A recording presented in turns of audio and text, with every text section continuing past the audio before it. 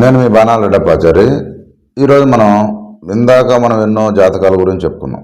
జాతకాలు అంటే ఎప్పుడప్పుడు ఏమేమి జరుగుతుంది, ఎందుకు జరుగుతుంది, ఎవరెవరు ఏమేమి వృత్తులు చేస్తారు, భార్య ఎలా ఉంటుంది, భర్త ఎలా ఉంటుంది, ఎవరెవరు ఎలాంటి జాతకంలో పుడితే ఏటట్టు వృత్తులు చేస్తారు, అవన్నీ సాధారణమైనటివి వదిలేద్దాం. ఈ మధ్యలో వచ్చే కాల్స్ ఎలా ఉన్నాయంటే ప్రతి దానికి డబ్బు లేదండి. మొట్టమొదటిగా డబ్బు సమస్య. ఎవరికి డబ్బు సమస్య లేదంటే ప్రతి ఒక్కరికి, నాకు కూడా డబ్బు సమస్య. అయితే మనం డబ్బు కోసం ఏం చేయాలి? జాతకం ఎలాగన్నా ఉండండి, వాస్తు ఎలాగన్నా ఉండండి, నిత్యము మనకు డబ్బు అనేది రావాలి.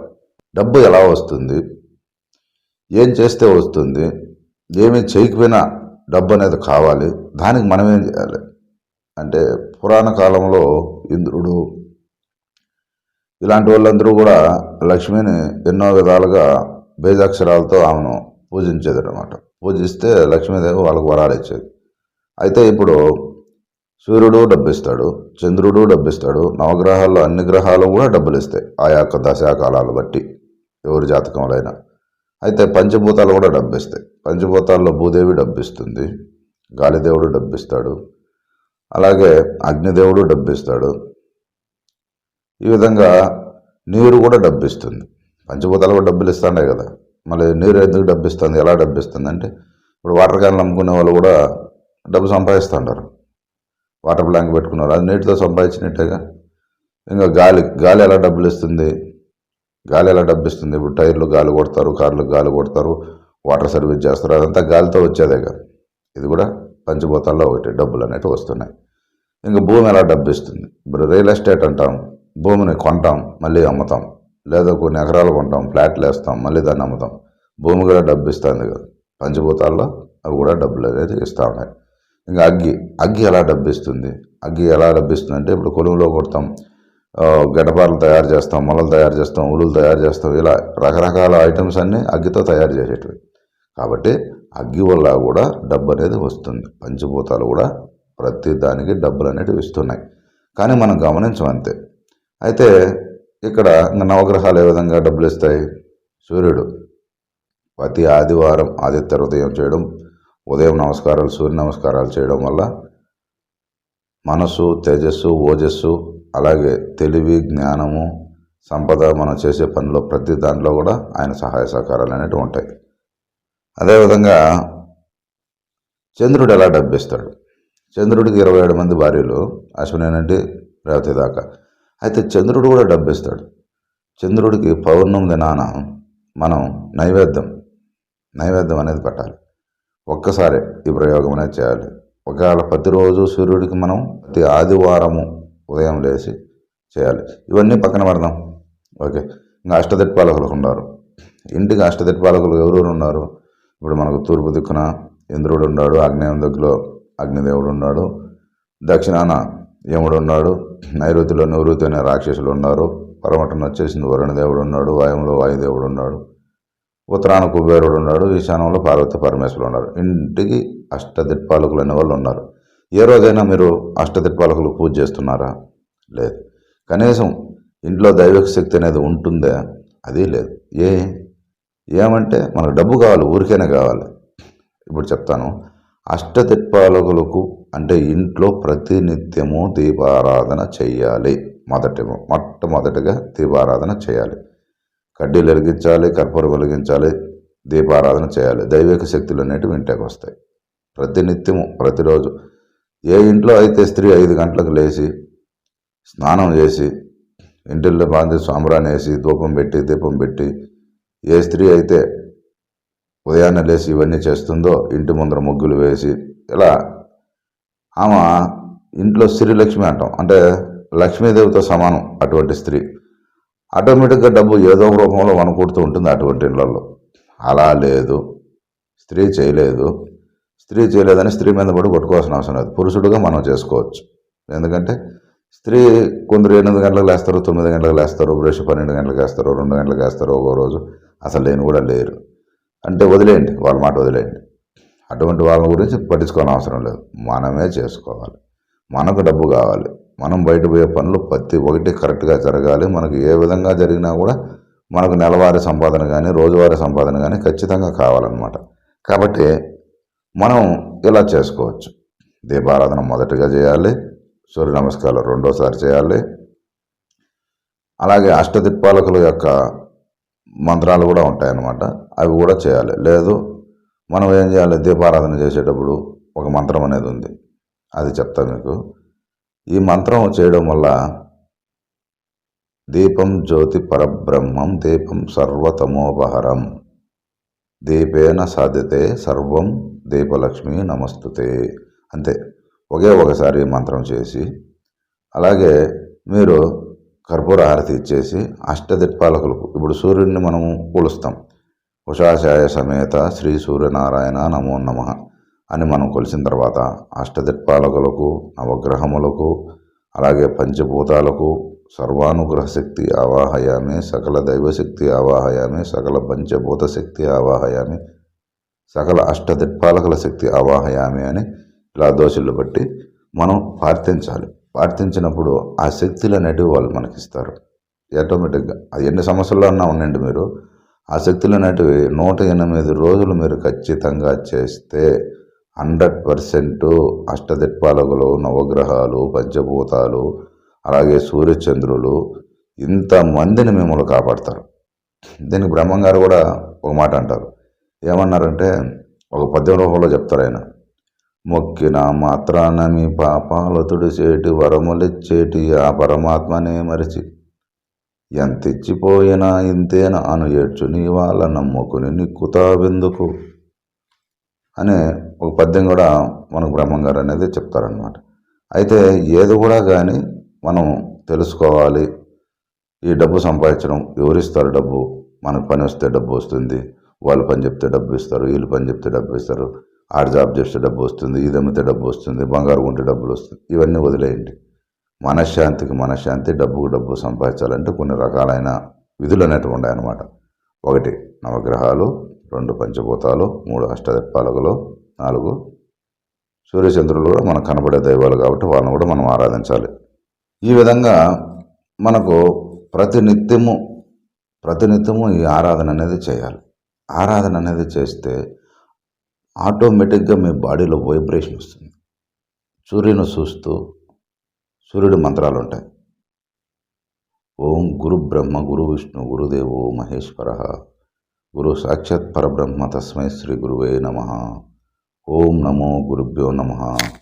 ఓం నమో సూర్యదేవాయ నమః. దయ సదా సవిత్రమండల మధ్యవర్తే నారాయణ సరసిజాసన సన్నివిష్ట కేయూరవాన్ మకరవాన్ కుండల్వాన్ కిరీటి హరిహిరణ్మయ ఉపద్రత శంకుచక్ర. అలా ఓం మిత్రాయ నమః, ఓం ఖగాయ నమః, ఓం సూర్యాయ నమః, ఓం బాణవాయ నమః, ఓం హిరణ్యగర్భాయ నమః, ఓం మరిచాయ నమః, ఓం పుష్ణాయ నమః, ఓం అర్కాయ నమః, ఓం సవిత్రాయ నమః, ఓం ఆదిత్యాయ నమః, ఓం రవే నమః, ఓం దివాకరాయ నమః, ఓం భాస్కరాయ నమః, ఓం శ్రీ సవిత్ర సూర్యనారాయణాయ నమః. ఆదిత్యస్య నమస్కారం ఏ కుర్వంతి దినే దినే ఆయతు ప్రజ్ఞాబలం వీర్యం తేజస్యాంతజాయహే. ఓం నమో ఉషాచాయ సమేత శ్రీ సూర్యనారాయణ సూర్యపుత్రాయ మేశ్వరం శనేశ్వరం శిరసాభివందనం ప్రణమామ్యహం. ఇలా మనం ప్రతినిత్యం చెప్పాలి. అదేవిధంగా పంచభూతాలకు సర్వానుగ్రహ శక్తి ఆవాహయామి, సకల దైవశక్తి ఆవాహయామి, సర్వ అష్టదిక్పాలకుల శక్తి ఆవాహయామి, విశ్వం శక్తి ఆవాహయామి. ఇలా ప్రతిదీ ఆవాహించాలి. ఆవాహించినప్పుడే పాజిటివ్ అనేది మన బాడీలో కనెక్ట్ అవుతుంది.